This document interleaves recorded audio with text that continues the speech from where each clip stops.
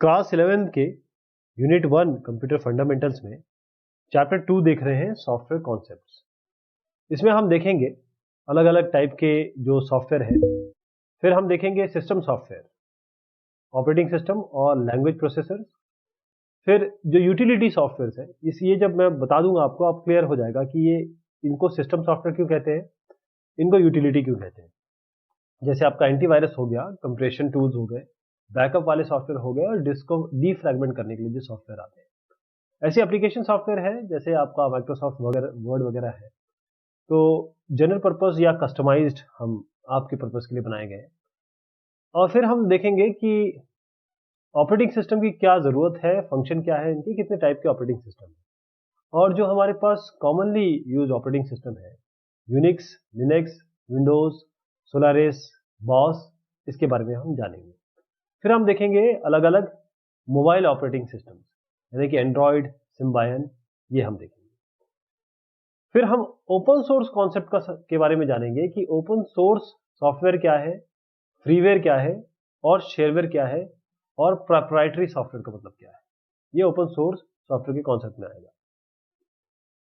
सबसे पहले है हार्डवेयर और सॉफ्टवेयर। हार्डवेयर सॉफ्टवेयर का मतलब क्या होता है कि जैसे हमने पहले भी बात की थी कि जो इलेक्ट्रॉनिक कंपोनेंट्स है, क्योंकि हार्डवेयर क्या है, हार्डवेयर का मतलब ये है कि जो चीज आप देख सकें, टच कर सकें, तो इलेक्ट्रॉनिक डिवाइस है ये।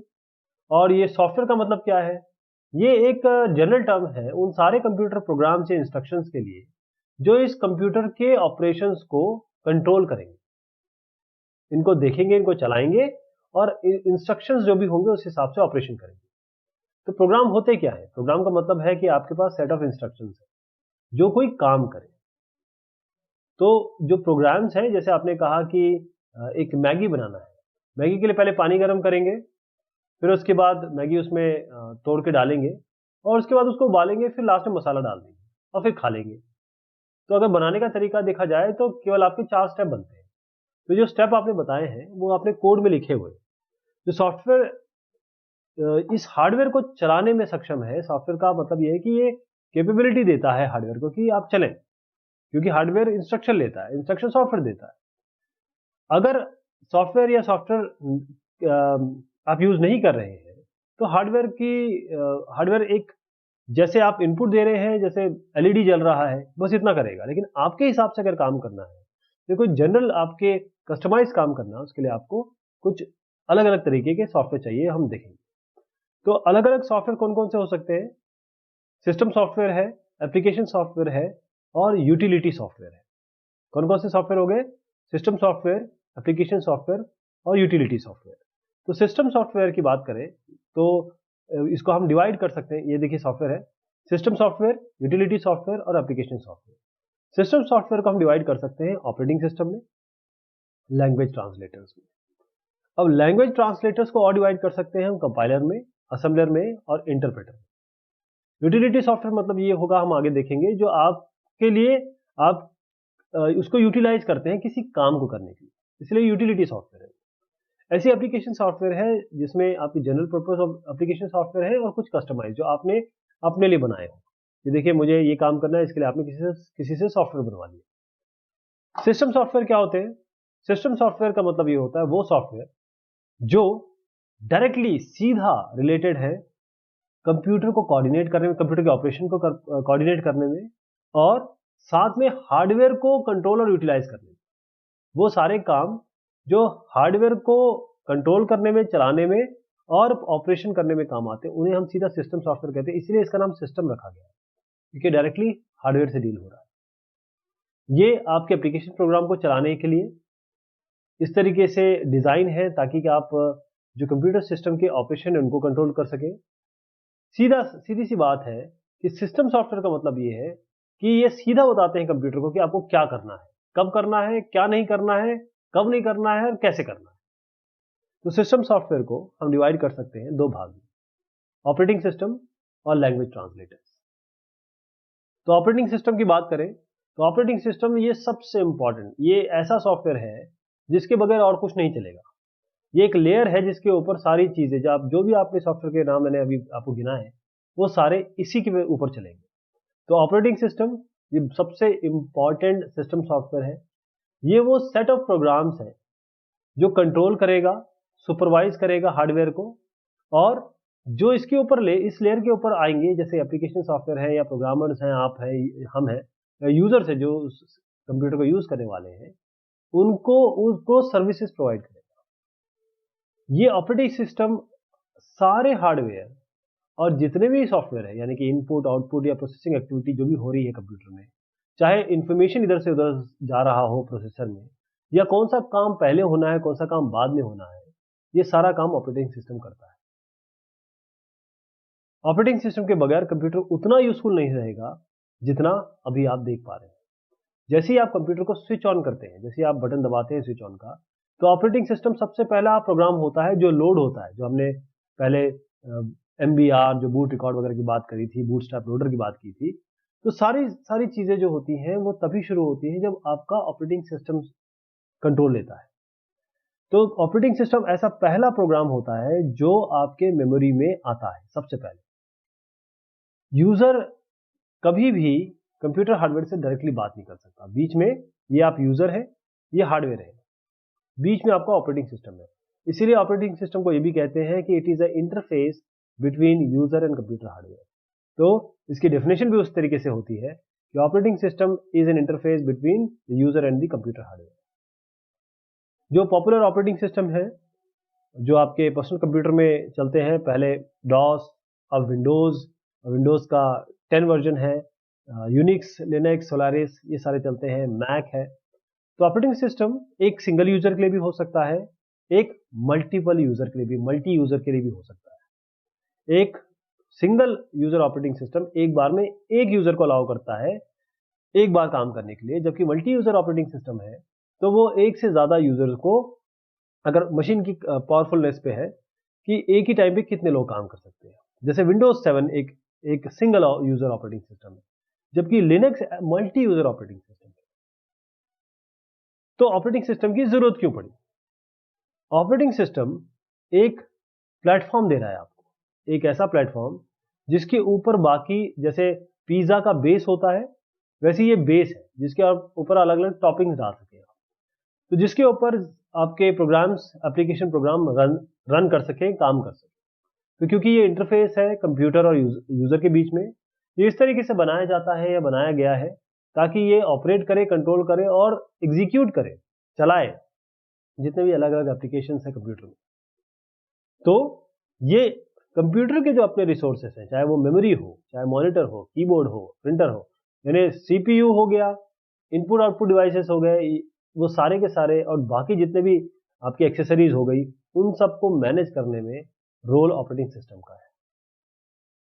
इसका मतलब ये है कि अगर हमारी चॉइस हो, हमसे पूछा जाए, तो ये पूरी तरह डिपेंड करता है कि CPU पे और जो भी उसके साथ आपके डिवाइसेस अटैच और कौन सा एप्लीकेशन इसमें चलने, उस पर डिपेंड करता है। ऑपरेटिंग सिस्टम ऐसा नहीं होता, जैसे आप बोलेंगे RTOS, real time operating system, ये अलग टाइप का ऑपरेटिंग सिस्टम होता है। मल्टी यूजर अलग टाइप के ऑपरेटिंग सिस्टम होते हैं। ऐसा नहीं कि एक ही ऑपरेटिंग सिस्टम होता है जो सारे काम करता है, अलग अलग काम के लिए अलग अलग ऑपरेटिंग सिस्टम बनाए जाते हैं। तो ये हार्डवेयर और सॉफ्टवेयर रिसोर्सेस को कंट्रोल करता है, और जब भी यूजर या प्रोग्राम की तरफ से रिक्वायरमेंट आती है ये इसको असाइन करता है। तो ऑपरेटिंग सिस्टम के अलग अलग फंक्शन क्या है, काम क्या है? ऑपरेटिंग सिस्टम के बहुत सारे काम हैं, जिसमें अगर हम इसको ब्रॉडली अलग अलग भाग में डिवाइड करें तो सबसे पहला आता है आपका प्रोसेसर मैनेजमेंट, यानी आपको CPU को मैनेज करना है। CPU के पास प्रोसेसेस आएंगे अलग अलग। प्रोसेस क्या होते हैं? Programme under execution. प्रोग्राम क्या होते हैं? Written in certain code. मान लीजिए हाई लेवल लैंग्वेज में कुछ लिखा हुआ है, तो जो आपके पास कोड है वो प्रोसेस बन के आएगा, और प्रोसेस बन के आएगा जब वो एग्जीक्यूशन पे जाएगा तो वो प्रोसेस कहलाएगा, यानी कि ये कोड वो प्रोसेस कहलाने लगेगा। तो ये प्रोसेसर मैनेजमेंट, इसको अलॉटमेंट जब करना है CPU को, तो इसे कहते हैं शेड्यूलिंग।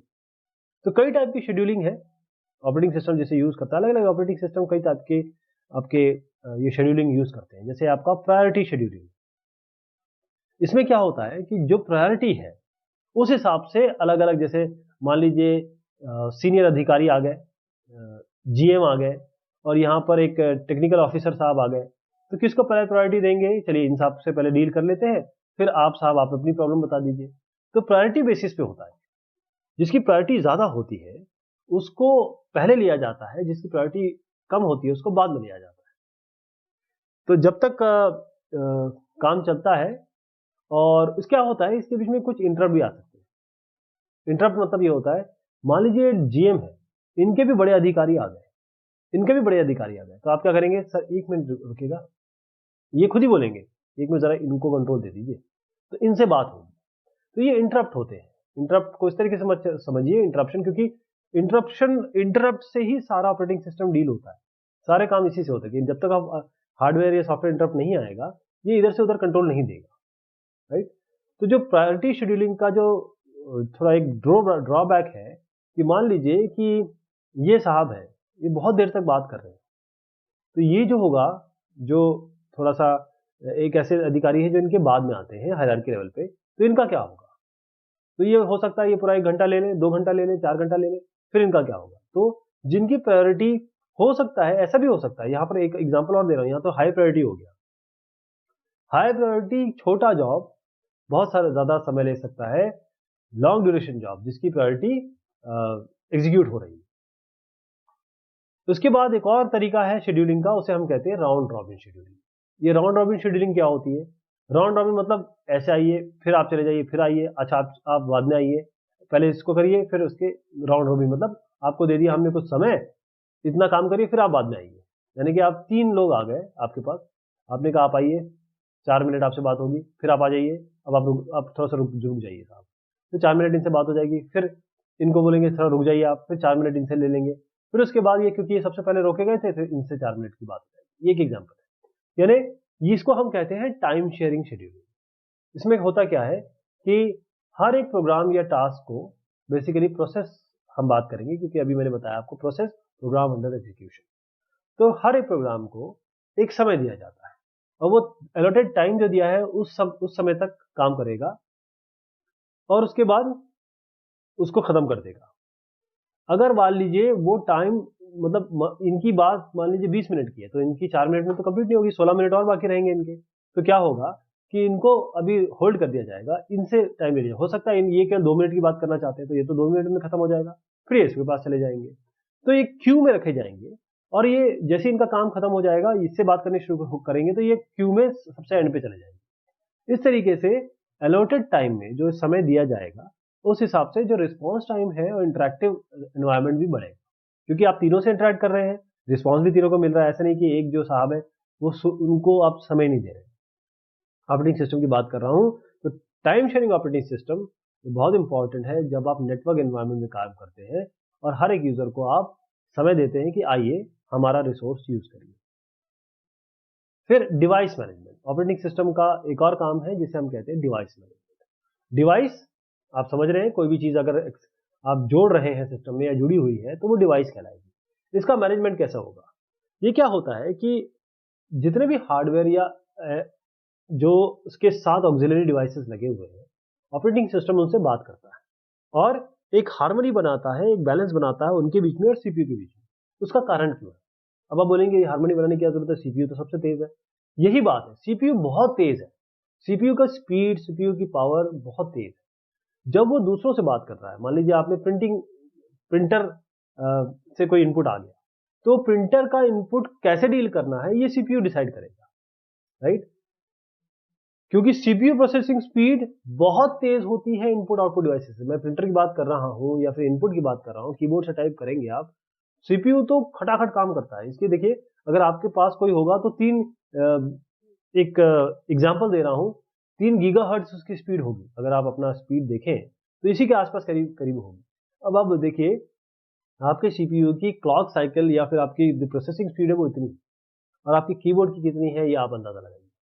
तो अगर ऑप्टिमाइज करना है सीपीयू टाइम, क्योंकि सीपीयू तो खाली बैठा हुआ है, ये खड़ाक से काम कर देगा फिर खाली बैठ जाएगा। तो सीपीयू को इस तरीके से किया जाए कि सारे डिवाइसेस जो भी इसके साथ इंटरेक्ट कर रहे हैं वो प्रॉपरली वो करे, काम करें। और सीपीयू, हमारा मेन इंटेंशन ये होता है कि सीपीयू खाली ना बैठे, इसका आइडल टाइम कम से कम। तो इसके लिए ऑपरेटिंग सिस्टम, जैसे अगर आप प्रिंटर की बात करें तो यहाँ पर ये स्पूलिंग की टेक्नोलॉजी लगाता है, टेक्निक लगाता है। बाकी जगह हो सकता है कि जरूरत के अनुसार बफरिंग या स्पूलिंग लगाई जा सके। तो बफरिंग क्या होती है? बफरिंग एक ऐसी टेक्निक है जिसमें आप टेम्पररी स्टोरेज करते हैं जो भी आपका डेटा आ रहा है इनपुट बफर में या आउटपुट बफर में।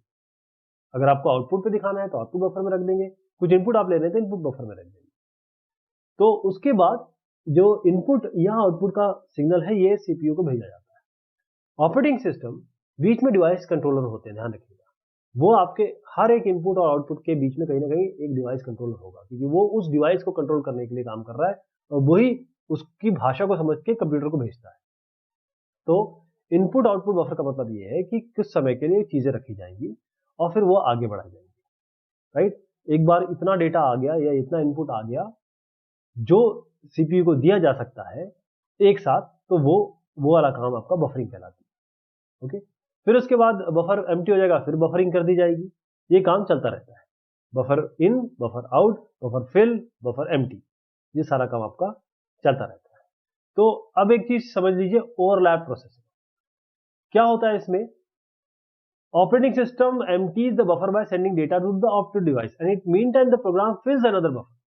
यानी कि एक बफर तो नहीं होगा, एक से ज्यादा बफर अगर है आपके पास तो एक को वो खाली कर रहा है बफर को, तो दूसरों को भर भी रहा है साथ में। यानी कि मान लीजिए ये बफर है आपके, एक बफर को जब वो खाली कर रहा है तो जब ये खाली कर रहा है तो खाली क्यों रहे, ये दूसरे को भर देगा, है ना।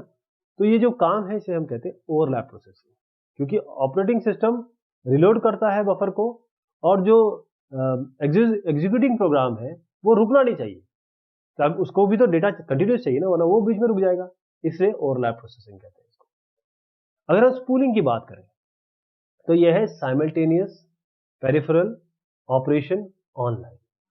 ये एक डिवाइस मैनेजमेंट टेक्निक है। अभी मैंने आपको जिक्र किया था प्रिंटर का, तो ये डिवाइस मैनेजमेंट टेक्निक है। ये इसलिए यूज होती है, use for processing different task on the same input output device. यानी कि प्रोसेसिंग अलग अलग काम आपको करने हैं एक ही डिवाइस पे।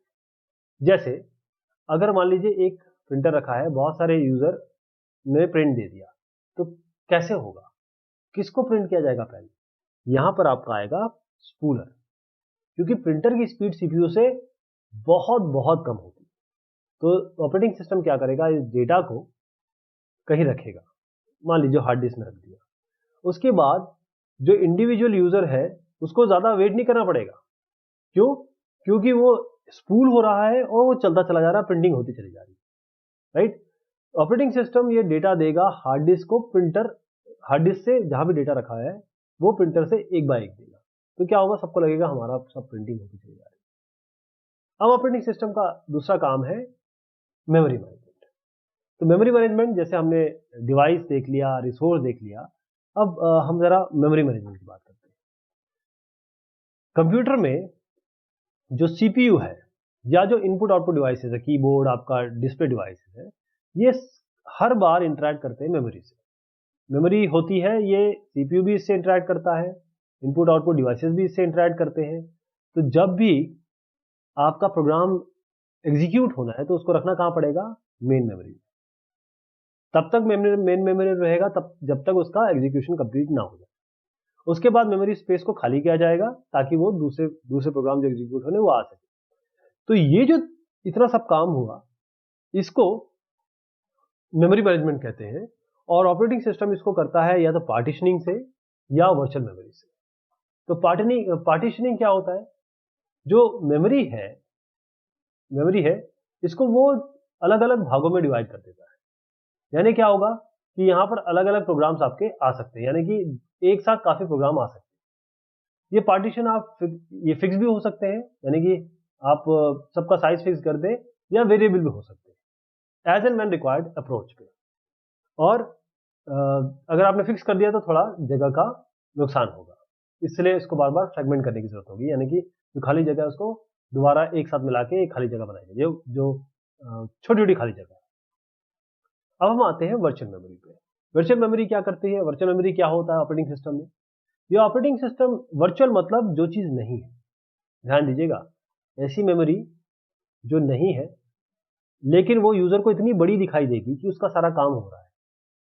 ओके, इसका मतलब ये है कि यूजर अपना बड़ा प्रोग्राम जो मेन मेमोरी से भी बड़ा है उसको मेन मेमोरी में रख सकता है। उसको लगेगा कि मैंने सारा प्रोग्राम रख दिया, जबकि मेन मेमोरी की साइज उतनी है ही नहीं। ये कैसे होता है? जब ऑपरेटिंग सिस्टम अपने मेन मेमोरी को डिवाइड कर देता है पेजेस में, ये मेन मेमोरी है आपकी, जिसे हम रैम भी कहते हैं, RAM, रैंडम एक्सेस मेमोरी। इसको क्या करता है, अलग अलग भाग में डिवाइड कर देता है, जिसे हम कहते हैं पेजेस। इसको हम कहेंगे पेजेस, राइट। अब जो पार्ट प्रोग्राम यहाँ पर है, इसे हम कहेंगे एक्टिव सेट। अब यही प्रोग्राम दूसरा कहाँ पर है? अभी मेन में, ये सेकेंडरी मेमोरी में, जो हार्ड ड्राइव है या SSD ड्राइव है आपका, सेकेंडरी ड्राइव में, राइट। जो प्रोग्राम आपने यहाँ रखा, अब पूरा प्रोग्राम अभी नहीं आया है, ध्यान रखिएगा। अब मैं आपसे कह रहा हूँ, पूरा प्रोग्राम एक साथ मेमोरी में दिखाई देगा यूजर को, लगेगा मेरा तो सारा प्रोग्राम आ गया, जबकि मेमोरी उतनी है ही नहीं, रैम उतनी है ही नहीं। इसमें क्या हो रहा है कि यहाँ पर इन्होंने पेज में डिवाइड कर दिया, राइट। और उसके बाद क्या किया कि सेकेंडरी मेमोरी को यहाँ के ब्लॉक्स में डिवाइड कर दिया। इसको पेजेस बोलते हैं, यहाँ जो डिवाइड हो रहा है मेन मेमोरी में, और जो सेकेंडरी ड्राइव में हो रहा है उसे करेंगे हम आपका ब्लॉक्स। अब बीच में आपका एक PMT यानी कि पेज मैप टेबल है। तो आप क्या करेगा कि ये ऑपरेटिंग सिस्टम ट्रैक रखेगा मेन मेमोरी में कि कौन सा आपका ब्लॉक चाहिए। अगर ये प्रोग्राम मान लीजिए आप 2+3 कर रहे हैं, तो 2+3 के लिए मान लीजिए एक इंस्ट्रक्शन जो है या एक कोड है यहाँ पर आ गया, मान लीजिए इसके 10 कोड है, 10 लाइन का कोड है, 3 लाइन यहाँ आ गई, बाकी 7 लाइन यहाँ है।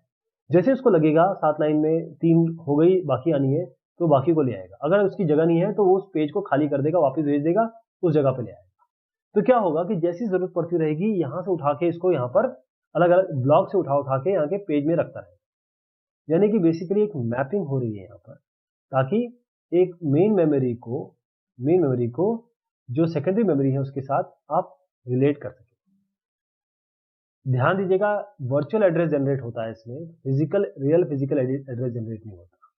तो बड़े प्रोग्राम को भी आप इस पद्धति से इधर उधर ले जाने, मतलब इसे हम अगर यहाँ नहीं, जैसे ये डेटा मांगा गया, सबसे पहले यहाँ पेज फॉल्ट होता है। पेज फॉल्ट अगर हुआ तब वो डेटा वहां से ले आते हैं, तो डेटा आता रहेगा, यूजर को लगता रहेगा कि मेरा तो सारा काम हो रहा है, और जगह उतरी नहीं है लेकिन फिर भी सारा प्रोग्राम चल रहा है यहाँ पे। तो इससे क्या होगा, जो मेमोरी यूटिलाइजेशन है वो बहुत अच्छी तरीके से होगा। फिर आता है ऑपरेटिंग सिस्टम का काम, फाइल मैनेजमेंट। अब आप देखिए, आप अपना जैसे विंडोज पे अगर काम करते हैं तो ओपन करेंगे, फोल्डर होते हैं, फोल्डर के अंदर फाइल्स होती हैं, ये सारे आपको दिखते हैं। तो ऑपरेटिंग सिस्टम इन फाइल्स को, फोल्डर्स को और डायरेक्टरीज को मैनेज करता है। जो डेटा स्टोर होता है वो फाइल के फॉर्म में तो स्टोर होता है, और जो ऑपरेटिंग सिस्टम इसकी इंफॉर्मेशन रखता है फाइल एलोकेशन टेबल में। जैसे ये फाइल है, F1 है, F2 है, इनकी इंफॉर्मेशन कहाँ होगी? फाइल एलोकेशन टेबल में होगी। ये इस फैट में क्या होगा, जिसे फैट कहेंगे हम, उसमें फाइल नेम होगा, फाइल किस टाइप की है, इसका साइज क्या है, इसका स्टार्टिंग एड्रेस क्या है, क्या ये इसको किस तरीके से एक्सेस किया जा सकता है, सीक्वेंशियली करेंगे, इंडेक्स सीक्वेंशियल करेंगे, डायरेक्ट करेंगे, रिलेटिव करेंगे। तो इसी फाइल मैनेजर के तहत या इसको यूज करके आप ये ऑपरेटिंग सिस्टम क्रिएट करेगा, एडिट करेगा, कॉपी करेगा, और अगर कुछ अपडेट हो रहे हैं वो सारा फैट पे करता रहेगा। कौन सी फाइल ओपन है, क्या राइट मिले हैं, क्या यूजर इसे एडिट कर सकता है, रीड कर सकता है, ये सारी इंफॉर्मेशन आपकी फाइल मैनेजमेंट में होगी। तो कौन कौन से टाइप के आपके ऑपरेटिंग सिस्टम हो सकते हैं? ओएस को हम क्लासिफाई कर सकते हैं उनकी जो प्रोसेसिंग कैपेबिलिटी, उस हिसाब से। पहला है आपका सिंगल यूजर या single task OS. Multi user, multi processing OS. Single user का मतलब क्या होता है? एक आपका स्टैंड अलोन कंप्यूटर है, उसमें जो पर्सनल कंप्यूटर मान लीजिए, वो सिंगल ओएस यूजर चाहिए उसके लिए।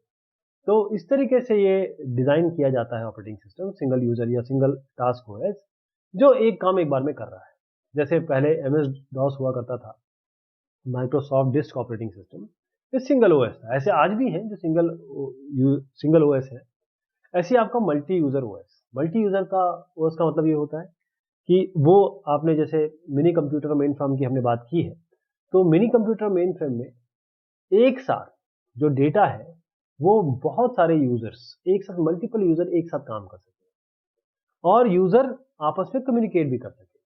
जैसे लिनक्स है, यूनिक्स है, ये सारे आपके मल्टी यूजर ऑपरेटिंग सिस्टम की श्रेणी में आते हैं।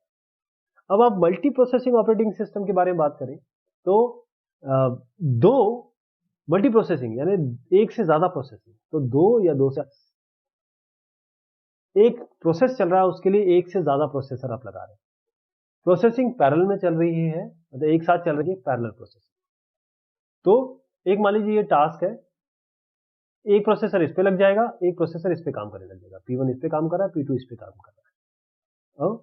या फिर हो सकता है कि ये प्रोसेसर किसी एक टास्क पे काम कर रहा है, अगर दो टास्क एक साथ चल रहे हैं तो ये प्रोसेसर इस पे काम कर रहा है। क्योंकि ये पैरेलल चल रहे हैं तो स्पीड बढ़ जाएगी और आपका जो कंप्यूटर का पावर है वो आपको दिखाई देगा, हाई स्पीड में काम करेगा। लिनक्स है, यूनिक्स है, विंडोज 7 है, ये सारे के सारे एग्जाम्पल है मल्टी प्रोसेसिंग ऑपरेटिंग सिस्टम की। ऐसे टाइम शेयरिंग ऑपरेटिंग सिस्टम है, अभी हमने 3 देखे, अब ये चौथा है time sharing operating system. Time sharing का मतलब क्या होता है? टाइम शेयरिंग का मतलब है इसमें फिर से टाइम दे दिया जाएगा, यानी कि अगर आपके पास एक टास्क T1 आया, T2 आया, T3 आया, तो इसको मान लीजिए कुछ 5 मिनट के लिए, 5 सेकंड के लिए कर लेंगे, 5 मिनट ज़्यादा हो जाता है, 5 सेकंड, इसको 5 सेकंड के लिए, फिर 5 सेकंड के लिए, फिर दूसरा दोबारा इस पे आ जाएंगे, इसको 5 सेकंड के लिए, ऐसे इसको चलता रहेगा। ये आपका टाइम शेयरिंग ऑपरेटिंग सिस्टम होता है।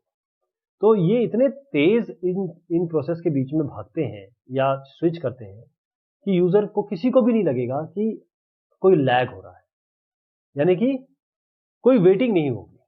और ये ऑपरेटिंग सिस्टम इस समय लगाते हैं राउंड रॉबिन शेड्यूलिंग टेक्निक। ये इतने तेज जाते हैं कि यूजर को कभी लगता नहीं है कि मुझे वेट करना पड़ रहा है। वर्चुअल मेमोरी भी यहाँ लगाई जाती है इस टाइप के ऑपरेटिंग सिस्टम में। वर्चुअल मेमोरी हमने अभी देखा वर्चुअल मेमोरी कैसे काम करती है, कि यूजर का प्रोग्राम बहुत बड़ा भी है तो भी मेन मेमोरी उस पर काम कर रही है, चाहे मेन मेमोरी उस प्रोग्राम से छोटी है। कैसे हो सकता है? यूजर अपना गाना सुन रहा है, उसका कंप्यूटर वो गाना भी सुन रहा है, वो साथ में वर्ड प्रोसेसिंग एक्टिविटी भी कर रहा है, वो इंटरनेट पे कुछ उसने अपलोड भी लगा रखा है, एक साथ सारे काम चल रहे हैं, राइट? तो इसमें टाइम शेयरिंग में काम कर सकता है। तो time sharing operating system single user भी हो सकते हैं, मल्टी यूजर भी हो सकते हैं। जैसे विंडोज 95 और उसके बाद जितने भी विंडोज के वर्जन आए वो सारे के सारे मल्टीटास्किंग ऑपरेटिंग सिस्टम थे। फिर आपका आता है RTOS, real time operating system. Real time जैसे नाम ही बता रहा है, ये मल्टीटास्किंग ऑपरेटिंग सिस्टम होते हैं जो स्पेसिफिकली इसलिए बनाए गए हैं या डिजाइन किए गए हैं ताकि इसको रियल टाइम एप्लीकेशन में यूज किया जा सके। जैसे रोबोटिक्स, इसका एक फिक्स डेडलाइन है। इन ऑपरेटिंग सिस्टम में एक फिक्स डेडलाइन है। अगर इस फिक्स डेडलाइन पे काम होता है तभी हम इसको RTOS कहेंगे, यानी कि हम कहेंगे परफॉर्मेंस अच्छी है। अगर नहीं है तो इसे हम कहते हैं डेडलाइन ओवररन। ये जो डेडलाइन दी गई है इससे आगे चले गए आप। जितना कम डेडलाइन ओवररन होगा उतना हम अच्छा कहेंगे कि हाँ एफिशिएंसी बहुत अच्छी है इस RTOS की। जो रियल टाइम ऑपरेटिंग सिस्टम है RTOS, ये केवल इस पर डिपेंड नहीं करते हैं कि लॉजिकल रिजल्ट क्या आ रहा है कंप्यूटेशन का, बट टाइम पे भी बहुत इनका ध्यान है कि कितने समय में रिजल्ट आ रहा है। अगर मान लीजिए आप एक मेट्रो की बात करिए या हवाई जहाज की बात करिए, आपको कोई मेट्रो किस समय पे रोकनी है, कोई अगर प्रॉब्लम आ गई, कोई आपको ब्रेक लगाने हैं, ब्रेक अगर लगने में सेकंड्स भी ज़्यादा हो गए तो फिर नुकसान कितना होगा जान माल का, ये सोचिए। इसलिए RTOS इतने इंपॉर्टेंट है। फिर आपके पास डिस्ट्रीब्यूटेड ऑपरेटिंग सिस्टम, नेटवर्क पे मान लीजिए डेटा स्टोर है और प्रोसेस कर रहे हैं आप मल्टीपल लोकेशन से, तो डिस्ट्रीब्यूटेड ऑपरेटिंग सिस्टम ये यहां पर यूज होता है क्योंकि ये अलाउ करता है डेटा और फाइल की शेयरिंग किसी मशीन से या नेटवर्क से। ट्रांसपेरेंट मैनर होता है, कोई भी इसे यूज कर रहा है तो हम डेटा को रख सकते हैं, हटा सकते हैं, एक्सेस कर सकते हैं अपने इनपुट और आउटपुट डिवाइसेस। तो यूजर को क्या लगेगा कि उनके सिस्टम पे ही डेटा रखा हुआ, उसी पे काम हो रहा है, जबकि ये डिस्ट्रीब्यूटेड ऑपरेटिंग सिस्टम काम कर रहा है। एक है इंटरेक्टिव ऑपरेटिंग सिस्टम। ये ऐसे ऑपरेटिंग सिस्टम है जो आपको GUI देते हैं जिसके थ्रू यूजर नेविगेट कर सकता है, जा सकता है, उससे इंटरेक्ट कर सकता है। यानी कि जैसे ही कोई इंस्ट्रक्शन इसमें आपने डाला, कंप्यूटर फटाफट आपको रिस्पॉन्स देगा, फिर यूजर नया इंस्ट्रक्शन देगा और मतलब जो पहला इंस्ट्रक्शन डाला उसका रिजल्ट देके दूसरा इंस्ट्रक्शन दे देगा। तो ये ऑपरेटिंग सिस्टम है जिससे यूजर इंटरैक्ट कर सकता है। तो कौन कौन से आपके यूजर बेस्ड आपके अलग अलग ऑपरेटिंग सिस्टम है, कॉमनली यूटिलाइजेशन के हिसाब से अगर ऑपरेटिंग सिस्टम की बात करें तो कौन कौन से ऑपरेटिंग सिस्टम हो सकते हैं? विंडोज, आप देखिए 1985 में माइक्रोसॉफ्ट ने विंडोज 1.0 ऑपरेटिंग सिस्टम लॉन्च किया, राइट। उसके बाद से विंडोज ने राज किया है आपके ऑपरेटिंग सिस्टम मार्केट में। ये एक ग्राफिकल यूजर इंटरफेस, मतलब आपके सामने जीयूआई था, यानी यूजर देख सकता था। उसके बाद बहुत सारे वर्जन आए और लेटेस्ट यहाँ पर विंडोज 8 है, मैं इसमें विंडोज 10 जोड़ देता हूँ। लेटेस्ट अभी विंडोज 10 है।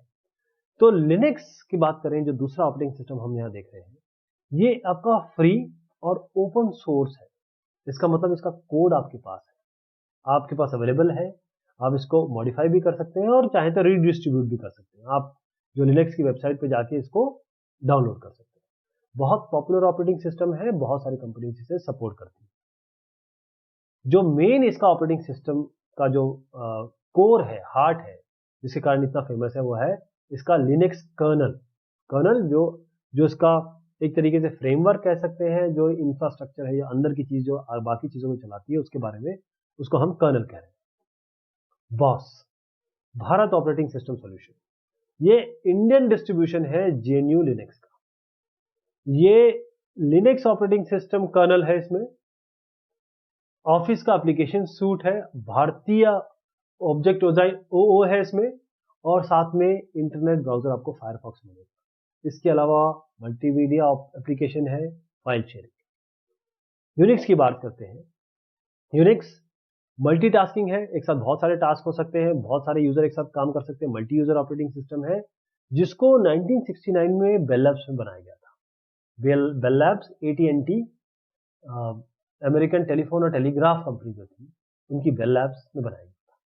ये पहला ऑपरेटिंग सिस्टम था जो हाई लेवल लैंग्वेज में बनाया गया था, सी लैंग्वेज में बनाया गया था, क्योंकि ये पोर्टेबल था, फ्लेक्सिबल था और पावरफुल था।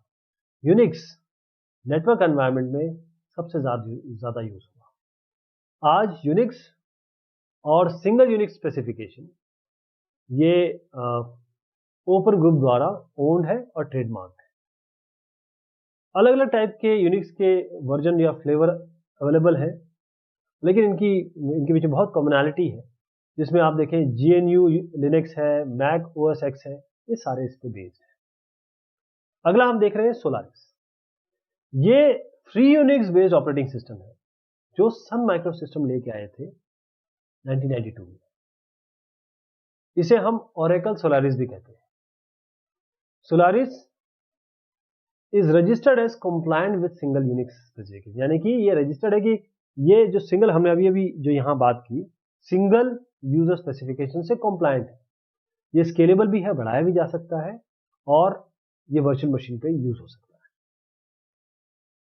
मोबाइल ऑपरेटिंग सिस्टम, वो ऑपरेटिंग सिस्टम जो मोबाइल पे चल रहे हैं, यानी कि वो ऑपरेटिंग सिस्टम जो डिजिटल मोबाइल डिवाइस, जैसे आपके पास स्मार्टफोन है, टैबलेट है, उस पर काम करते हैं। तो इसमें क्या अलग होगा, जो आपके ऑपरेटिंग सिस्टम के फीचर थे उसको बढ़ाना पड़ा, ताकि touch screen, Bluetooth, wifi, GPS से नेविगेशन, कैमरा, म्यूजिक प्लेयर, ये सारी चीजें भी हैंडल की जा सके साइमल्टेनियसली। तो आपके पास एंड्रॉयड है, सिम्बायन है, ये सारे मोबाइल ऑपरेटिंग सिस्टम है। एंड्रॉयड ये लिनक्स द्वारा डिराइव किया गया मोबाइल ऑपरेटिंग सिस्टम है, जिसको रिलीज किया गया था 5 नवंबर 2007 में, और 2011 तक 50% जो जितने भी स्मार्टफोन थे, इन सब पे अभी मोस्टली स्मार्टफोन पे आपका एंड्रॉयड ही है। ये गूगल का बिल्कुल ओपन और फ्री सॉफ्टवेयर है, जिसमें ऑपरेटिंग सिस्टम है, मिडिलवेयर भी है, और बहुत जो इंपॉर्टेंट एप्लीकेशंस होते हैं वो भी है। काफी फ्रेंडली है, क्योंकि आप देखते हैं कि आजकल छोटे बच्चे भी इसको चला लेते हैं। अलग अलग आपके एंड्रॉयड के वर्जन आए, अभी जब आप ये पढ़ रहे होंगे या समझ रहे होंगे तब और भी वर्जन आ गए होंगे। तो इसको मैं वर्जन अभी नहीं बताऊंगा, क्योंकि लेटेस्ट कुछ भी हो सकता है, तो मैं ये नहीं कह सकता लेटेस्ट अभी क्या होगा। जब हम ये समझ रहे हैं तब 4.2.2 है। तो इस तरीके से इनके नाम बड़े क्लासिक होते हैं, सब सारे नाम जो है वो डेजर्ट पे है, मिष्ठान पे, cup cake, honeycomb, cream sandwich, जली बीन, इस तरीके से नाम है। सिम्बायन, जो नोकिया का मोबाइल ओएस है, अभी एक्सेंचर इसे मेंटेन कर रहा है, तो ये सिम्बायन है। इसमें जो आपका पर्सनल इंफॉर्मेशन आप रखते हैं, साथ में जो कम्युनिकेशन है, इसका एक बड़ा अच्छा फंक्शनल इंटीग्रेशन है। इसमें मेल बॉक्स इंटीग्रेटेड है और ये पूरी तरीके से फैसिलिटेट करता है जो आप गूगल एप्लीकेशन है वो आप यूज करना चाहें। ओके, इसको शट डाउन करना और अप करना बड़ा आसान है एंड्रॉइड से, अगर आप कंपेयर करें तो। बहुत सारे अलग अलग इसके वर्जन हैं जो आप यहाँ पर देख पा रहे हैं, और जो लेटेस्ट है जिसे सिम्बायन पहले मैं कह रहा हूँ, अभी आप यूज करेंगे तो आप और भी नए वर्जन आ गए होंगे जो 48 लैंग्वेज से ज्यादा सपोर्ट। अब हम बात कर रहे हैं लैंग्वेज प्रोसेसर्स की। हम ये जानते हैं कि जो कंप्यूटर है वो केवल 1 और 0 की भाषा समझता है, यानी कि मशीन कोड, जो भी इंस्ट्रक्शन आएंगे वो मशीन कोड में रहेंगे। मशीन कोड का मतलब होता है बाइनरी 1 या 0। इसका मतलब ये है कि अगर हम कंप्यूटर को अपनी बात समझाना चाहें तो हमें मशीन कोड में लिखना पड़ेगा, जो कि बहुत मुश्किल है। तो होता क्या है कि हम लोग अपनी लैंग्वेज, जिसे हम हाई लेवल लैंग्वेज कहते हैं, हाई लेवल लैंग्वेज हम इसलिए कहते हैं क्योंकि ये इंग्लिश लाइक लैंग्वेजेस है। जैसे बेसिक हो गया, C++ है, पाइथन है, C# है, जावा है, ये सारी की सारी जो प्रोग्रामिंग लैंग्वेजेस हैं, इसको हम हाई लेवल लैंग्वेज प्रोग्रामिंग कह रहे हैं। हाई HLL कहते हैं इसको, हाई लेवल प्रोग्रामिंग लैंग्वेज। या आप ये भी कह सकते हैं कि हम प्रोग्राम असेंबली लैंग्वेज में भी लिख सकते हैं। असेंबली लैंग्वेज थोड़ा सा जो मशीन लैंग्वेज है उससे ऊपर है और हाई लेवल लैंग्वेज से नीचे है, यानी कि ये भी थोड़ा इंग्लिश लाइक है, लेकिन इसमें डायरेक्ट आप एक्यूमुलेटर वगैरह जो रजिस्टर्स हैं उनसे डील करते हैं। इसका मतलब ये थोड़ा सा टिपिकल होता है और माइक्रो प्रोसेसर आपका स्पेसिफिक होता है। तो जो हाई लेवल प्रोग्रामिंग है, या आप असेंबली लैंग्वेज में अपना जो प्रोग्राम लिखेंगे उसे हम सोर्स प्रोग्राम या सोर्स कोड लिखेंगे।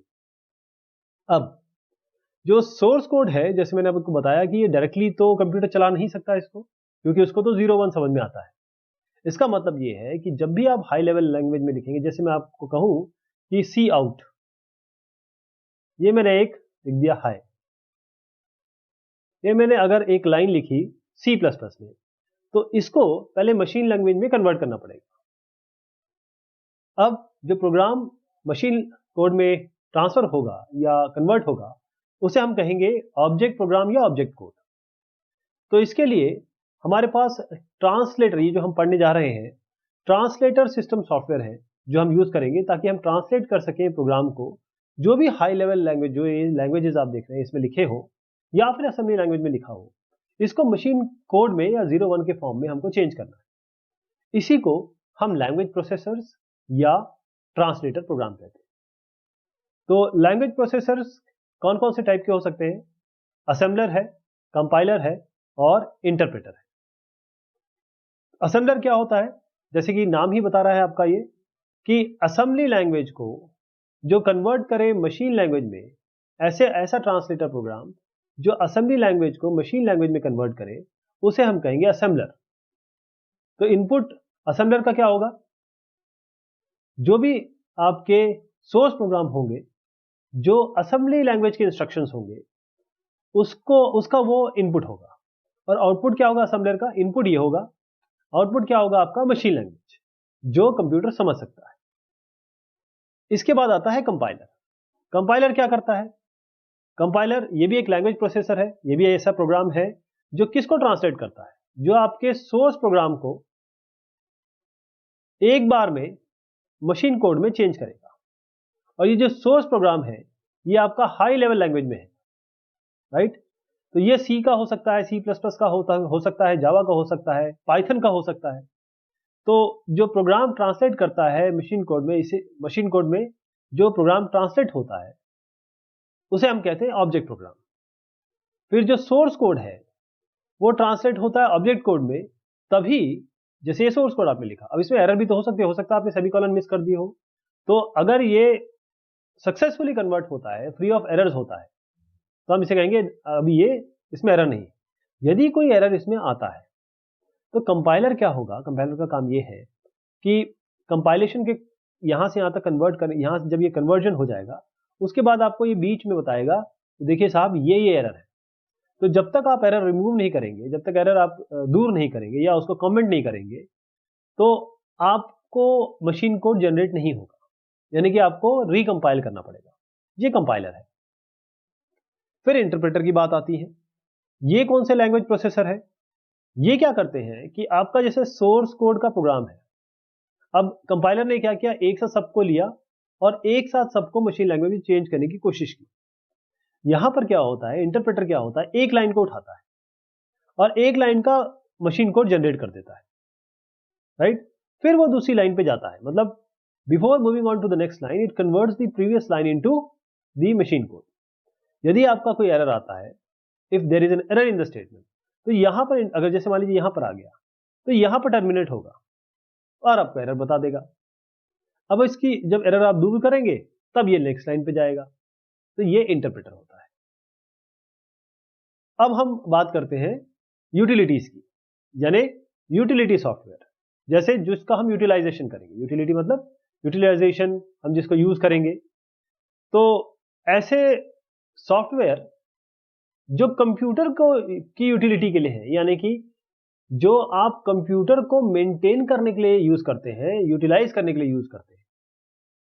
इसका मतलब यह है कि कंप्यूटर जैसे काम कर रहा है, जैसे आप क्या करते हैं, गाड़ी में आप इंजन ऑयल डालते हैं और उसके साथ एक साथ में थोड़ा सा उसको और स्मूथ बनाने के लिए कुछ और एडिटिव्स भी डालते हैं ताकि गाड़ी स्मूथ चलती रहे।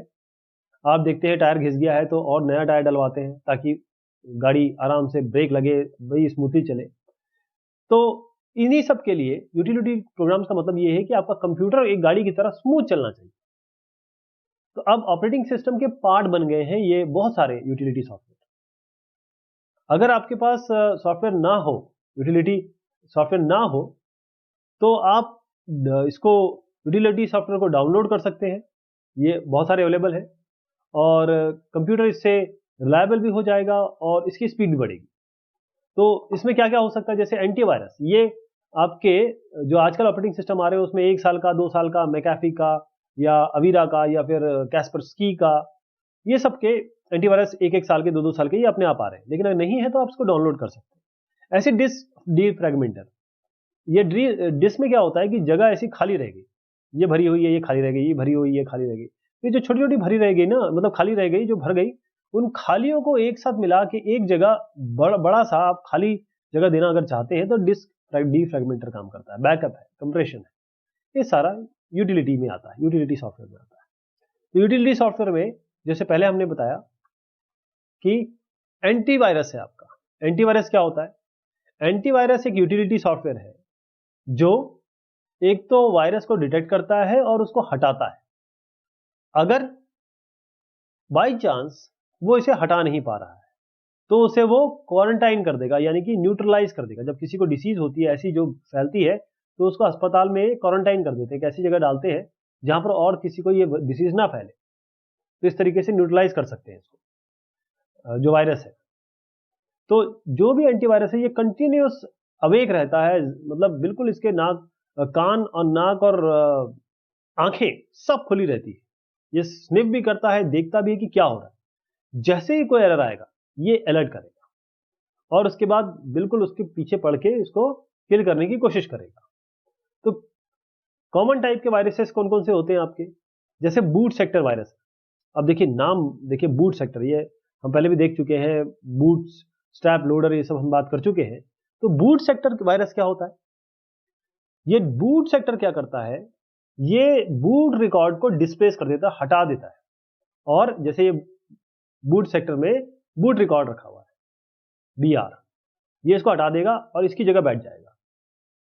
और जहां पर भी प्रोग्राम, जो जब आप मशीन को बूट करेंगे वो प्रोग्राम जहां पर है वहां पर ये आ गया। तो इसका मतलब क्या होगा, सबसे पहले ये मेन मेमोरी में चला आएगा और फिर उसके बाद ये ऑपरेटिंग सिस्टम में चला आएगा बूट सेक्टर से। जब भी आप नई डिस्क इंसर्ट करेंगे तो वायरस उस पर कॉपी हो जाएगा, उस नई डिस्क पे। फिर एंटीवायरस क्या करेगा, वो ओवरराइड कर देगा जो भी एंटीवायरस का काम क्या है? अब बूट सेक्टर वायरस तो आ गया, अब इसको दूर करने के लिए एंटीवायरस क्या करेगा? वो क्या करेगा कि जो करेक्ट बूट रिकॉर्ड है वो उसको बूट सेक्टर में डालेगा और जितने भी बैड सेक्टर्स हैं जो खराब हो गए उनको वो क्लीन करेगा। ये एंटीवायरस का काम है और ये बूट सेक्टर वायरस को हटाने का काम है। फिर आपके फाइल वायरस, ये वाले होते हैं जो जनरली EXE फाइल, जो भी एग्जीक्यूटेबल फाइल्स होती हैं, EXE और DAT, ये सब जो एग्जीक्यूटेबल फाइल होती है उन पे अटैक करता है। तो जो ओरिजिनल फाइल है उसमें ये एंटर करेगा, इस कोड को हटाएगा, वो देखेगा कौन कौन से ओपन स्पेसेस है और फिर ये भी कर सकता है कि अपने साथ जो कंपेनियन फाइल है उनको, क्योंकि अपना तो आ गया, तो अपने कंपेनियन फाइल को भी लगा देता है इस काम में। जितने भी फाइल वायरस है मोस्टली इसमें ये मेमोरी रेसिडेंट है, यानी कि वो तब तक वेट करते हैं, तब तक इंतजार करते हैं जब तक यूजर उस प्रोग्राम को चलाता नहीं। अब जब वो प्रोग्राम चल गया तो वायरस जिंदा हो जाता है और फिर वो रेप्लिकेट करता है, यानी कि अपनी पैदाइश और करता है, अपने आप को रेप्लिकेट करता है। माइक्रोवायरस क्या होते हैं? ये नॉर्मल डॉट डॉट, मान लीजिए ये MS वर्ड का नॉर्मल डॉट डॉट डॉट है, उस पर अटैक करता है माइक्रोवायरस। जैसे ही आपने एप्लीकेशन ओपन किया वायरस भी एक्टिवेट हो जाता है। तो अगर आप डॉक्यूमेंट देखेंगे आपकी सारी फॉर्मेटिंग बिगड़ जाएगी। अगर आप एडिटिंग करना चाहें या सेव करना चाहें वो भी करने नहीं देगा। ये मैक्रोवायरसेस होते हैं। फिर ट्रोजन हॉर्सेस के बारे में बात करिए। तो ये क्या होते हैं? ट्रोजन हॉर्स, ये कुछ छुपे वाले काम की बात है। ये कुछ कोड होते हैं जो छुपे होते हैं, चाहे गेम्स में हो या स्प्रेडशीट्स में हो, और क्योंकि ये छुपे होते हैं, इस ट्रोजन हॉर्स का मतलब ही ये है कि छुपा होना। तो इसका मतलब क्या है? जो प्रोग्राम ऐसा लगता है कि यूजर जैसे काम कर रहा है, वैसे यूजर को पता नहीं चलता, वो तो सोच रहा है कि जैसे मैं चाहता हूं वैसे हो रहा है, लेकिन एक्चुअली वो कर क्या रहा होता है? वो प्रोग्राम को डिस्ट्रॉय कर रहा होता है, क्योंकि वो छुपा हुआ है। अब इसमें क्या है कि आपके वायरस जो मैंने बताया था उसको कोई ना कोई होस्ट चाहिए होता है कि जिसके अंदर एंटर कर सके। ट्रोजन हॉर्स को कोई होस्ट प्रोग्राम चाहिए ही नहीं होता है कि ये उसके अंदर घुस सके। ये अपने आप में पूरा प्रोग्राम होता है। इसका मेन ऑब्जेक्टिव, इसका जो एम है वो है कि डेटा को मैं खत्म करूं, हार्म करूं। ये जो ट्रोजन हॉर्सेस हैं ये आपके डिस्क में बैड सेक्टर क्रिएट कर सकते हैं, आपके जो फाइल एलोकेशन टेबल्स है उनको खराब कर सकते हैं, और इससे आपको सिस्टम हैंग होता हुआ दिखाई देगा। वॉर्म क्या होते हैं? वॉर्म का मतलब क्या होता है? अब नेटवर्क की बात करें, ये वो ऐसे प्रोग्राम हैं जो नेटवर्क पे अपने आप को रेप्लिकेट कर सकते हैं, अपनी और पैदाइश कर सकते हैं। वॉर्म को भी चाहिए नहीं होता है कोई होस्ट, क्योंकि अपने आप में, जैसे ये ट्रोजन हॉर्स था, ये अपने आप में सेल्फ कंटेन्ड प्रोग्राम होता है। ये एक सिस्टम से दूसरे सिस्टम में नेटवर्क लिंक को लेके आगे बढ़ते हैं, यानी जो रूटीन सर्विसेज है वो आपको डिस्टर्ब दिखाई देंगी। फिर यूटिलिटी प्रोग्राम में आता है डिस्क फ्रेगमेंटर। डिस्क फ्रेगमेंटर क्या होता है? मेमोरी का मतलब ये होता है, अगर ये मेमोरी है तो इसका मतलब ये छोटे छोटे पार्ट्स में या आप कहेंगे ब्लॉक्स या सेक्टर्स में डिवाइड होते हैं। अब आप क्या है कि जैसे यहां डेटा है, यहां डेटा है, यहां डेटा है, ऐसे। तो अगर आप देखें तो बहुत सारी जगह ऐसी खाली है। मान लीजिए आपको यहां से इतना बड़ा डेटा रखना है, क्योंकि ये दोनों जगह आपके डेटा, कोई और ऑलरेडी डेटा है और इतना बड़ा डेटा डालना है तो आप डाल नहीं सकते, क्योंकि दो जगह तो है आपके पास। अगर इन दोनों को हम कहीं और रख दें, ये जो डेटा है, तो हमको एक जगह मिल जाएगी। इसका मतलब ये है कि दूर दूर डेटा फैला हुआ है और खाली जगह बीच बीच में बच गई है। तो ये क्या करता है कि अगर ऐसा हो गया तो एक्सेसिंग में भी टाइम लगेगा। ऑपरेटिंग सिस्टम काम क्या करता है कि वो इन फाइल को, जो भी फाइल है उसको ब्रेक करता है और उसको अलग अलग जगह रख देता है। तो डिस्क फ्रेगमेंटर या डी फ्रेगमेंटर का काम ये होता है कि वो पूरी हार्ड डिस्क को स्कैन करता है, जो भी फाइल टूटी हुई है, इधर उधर रखी हुई है फ्रेगमेंटेड फाइल, उन सब को जोड़ के वो एक साथ रख देता है। अब ये दोनों जो होंगे ना यहां जुड़ जाएंगे, उसको डी फ्रेगमेंट करता है, यानी कि जो फ्रेगमेंटेशन हुआ है उसका उल्टा करता है। बैकअप यूटिलिटी क्या होती है? बैकअप यूटिलिटी, मान लीजिए कि आपका कुछ डेटा है, बहुत इंपॉर्टेंट है, अगर ये चला गया तो आपको भारी नुकसान होगा। इसके लिए क्या होता है? बैकअप यूटिलिटी होता है। मान लीजिए हार्ड डिस्क क्रैश हो गई या कोई और आपका फेलियर हो गया, तो ये डेटा किसी और जगह रेप्लिकेट हो जाए, मतलब बैकअप में आ जाए। तो हर बार ये बैकअप क्या होता है, जैसे ही आप काम करते रहेंगे, आप ऑटोमेटेड प्रोसेस होगा ये, और आपका यहाँ से डेटा यहाँ पर जाता रहेगा। तो बाई चांस ये क्रैश भी हो जाता है तो आप यहाँ से डेटा रिट्रीव कर सकते हैं। तो इसके लिए जो यूटिलिटी है वो बैकअप यूटिलिटी। फिर आपके पास कंप्रेशन यूटिलिटी है। बहुत बड़ी फाइल है आपके पास, मान लीजिए आपकी 5 GB की है, अब इसको भेजना है या इस पर कुछ काम करना है, या एक तो जगह भी खा रहा है और ये फाइल ट्रांसमिशन भी नहीं हो सकता। तो 5 GB को अगर हम कंप्रेस करके मान लीजिए 1 GB में ले आए या 500 MB में ले आए, तो कितना अच्छा रहेगा। उसी के लिए कंप्रेशन यूटिलिटीज होती है। जैसे आपका 7-zip है, WinRAR है, और भी यूटिलिटीज है जो ऑपरेटिंग सिस्टम में अवेलेबल है। अब आता है डिस्क क्लीनर।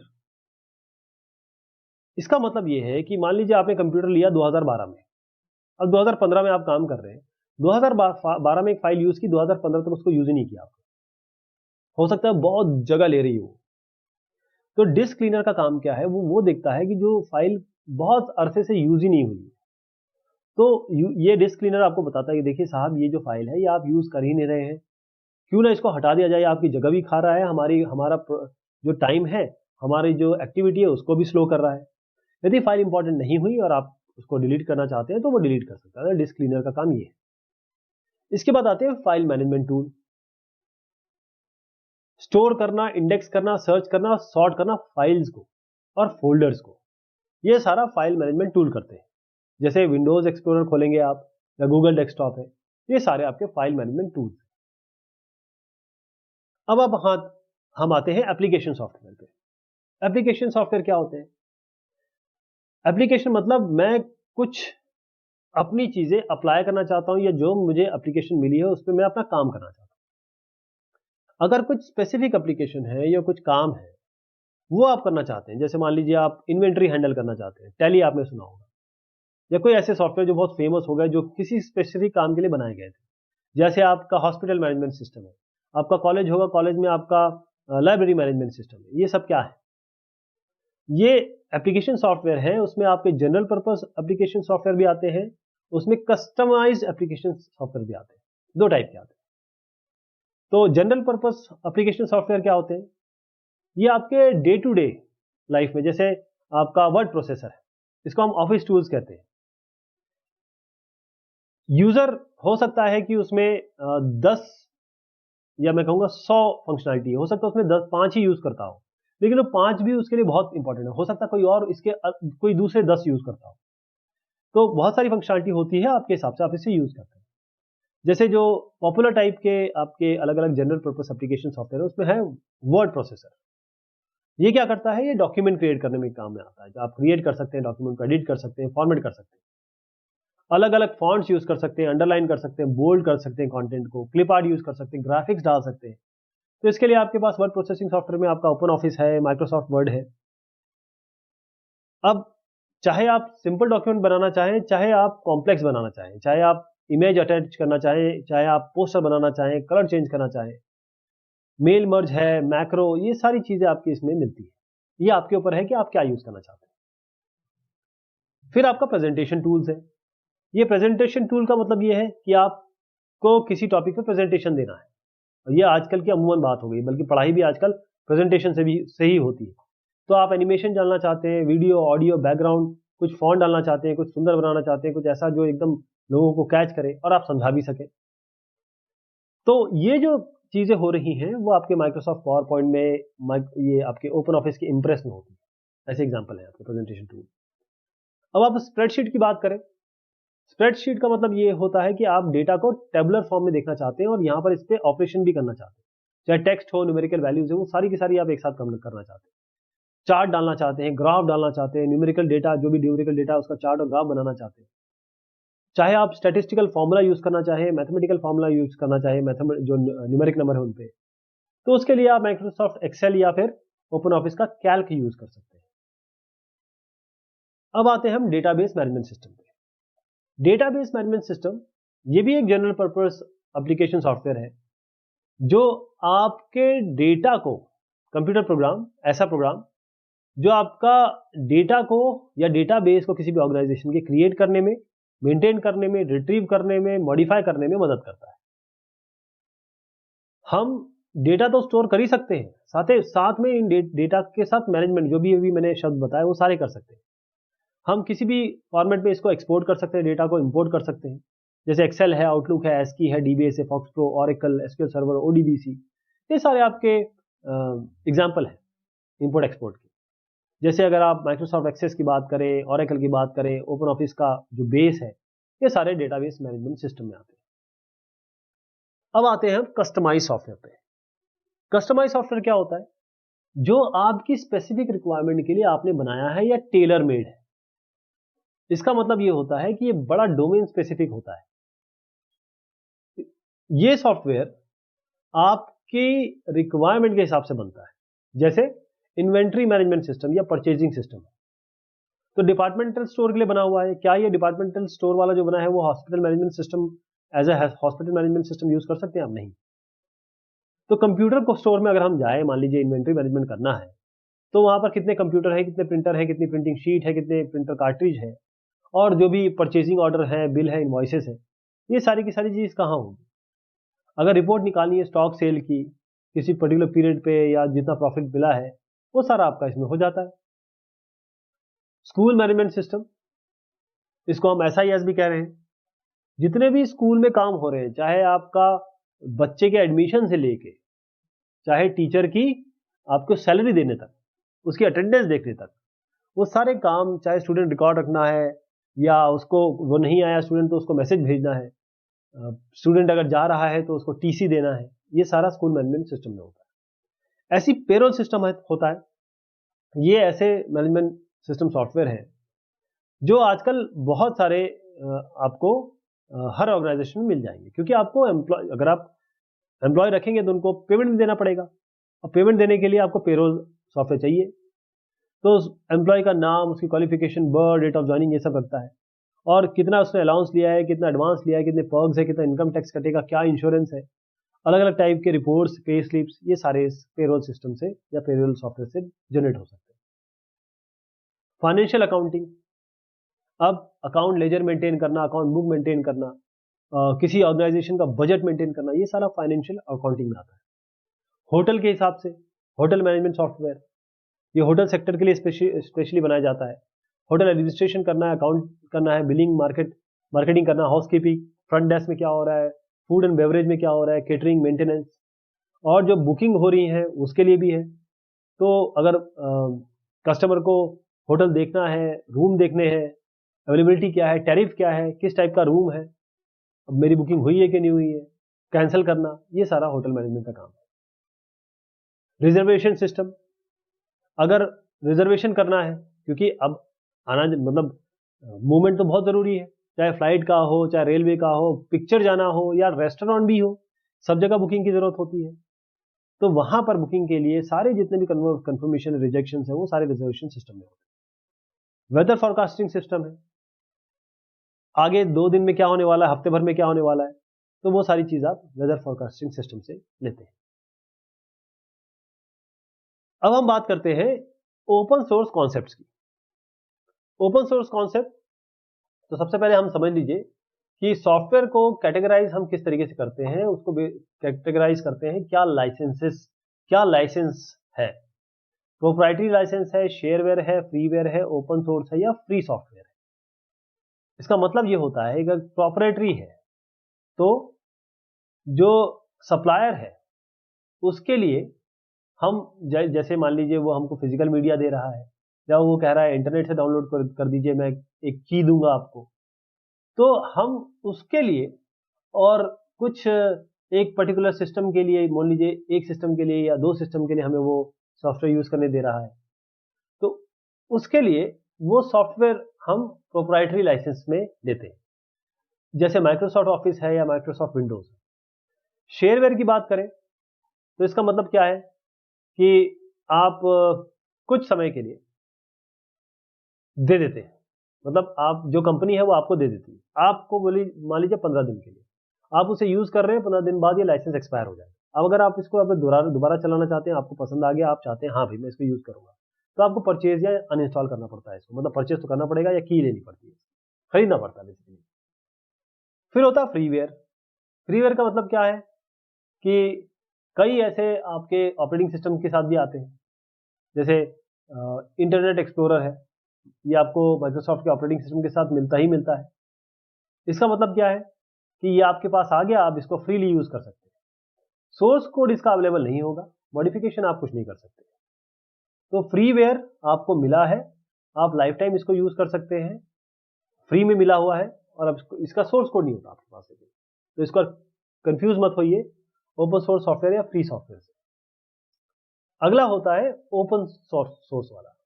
ओपन सोर्स का मतलब ये होता है कि आपके पास, सबसे पहले तो इसका लाइसेंस समझिए कि यूजर को ये फ्रीडम देता है कि ये सॉफ्टवेयर को आप चलाइए, यूज करिए किसी भी तरीके से, किसी भी पर्पज से, और इनको आप यूज कर सकते हैं, मॉडिफाई कर सकते हैं, और इवन इसको रीडिस्ट्रीब्यूट भी कर सकते हैं। आपको कोई चार्ज नहीं देना पड़ता है इसको, और जो सोर्स कोड है वो आपके पास अवेलेबल होता है। जैसे पाइथन है, आपका टक्स पेंट है, ये सारे के सारे ओपन सोर्स सॉफ्टवेयर में आते हैं। अब फ्री सॉफ्टवेयर क्या होते हैं? ये फ्री सॉफ्टवेयर ऐसे होते हैं जो फ्रीली आप एक्सेस कर सकते हैं, मॉडिफाई यूज कर सकते हैं, मॉडिफाई कर सकते हैं, कॉपी कर सकते हैं, रिडिस्ट्रीब्यूट कर सकते हैं। कोई भी लाइसेंस फी या कोई भी पेमेंट आपको देना नहीं पड़ता है। अगर सोर्स कोड अवेलेबिलिटी है तो फ्री सॉफ्टवेयर में आप सोर्स कोड भी आपके पास एक्सेसिबल होता है। तो ये हमने बात की काफी सारी चीजों की, सॉफ्टवेयर कॉन्सेप्ट की। बहुत शुक्रिया, बहुत मेहरबानी आप सभी की।